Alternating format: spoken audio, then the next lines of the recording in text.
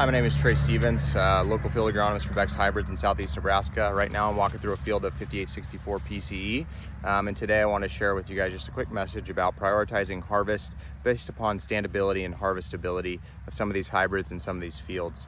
This year, with the tremendous amount of disease pressure from the southern rust and the addition of tar spot, we knew that there would probably be an impact on standability in some of these stalks and the strength of them coming into harvest. So I'm going to just show you kind of a product that is doing really well as far as keeping healthy stalks, staying green, and going into harvest is probably going to be an easier product to get through and potentially could be positioned towards the later half of harvest. Next, I'm going to take you to a field that I know for a fact, just walking it not that long ago, that there is stalks that are starting to deteriorate, the tops are starting to come out of it.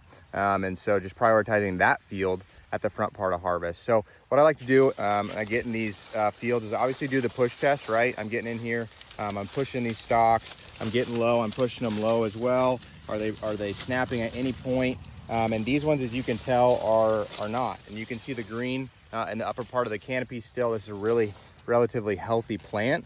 And so we want to be thinking about, okay, if X, Y, and Z fields are looking like the one I'm showing you right now, maybe we can potentially push that back toward the later part of harvest. And the field that I'm about to show you guys would be a field that I would want to prioritize. So as I mentioned, just the importance of getting out and scouting, and the easiest way to figure out which fields are most vulnerable to stalk rots and to potential of those stalks starting to deteriorate and fall over before harvest. It's super important to get out there. I'm in a field right now. I'm doing some push tests and just walking along here. I can see that the tops are already starting to fall out. And so that's usually a pretty good indication that this plant is starting to die pretty quickly, prematurely here. It seems like if I was here probably a week or two ago, I would start to see that premature death beginning. And as I came along and started to push some of these stalks, a couple of them here actually fell apart and fell over. And then as I split open the stalk, you can begin to see this real stringy look to the inside of the stalk and this discoloration. This bright pink discoloration is most indicative of usually a fusarium type infection that occurred.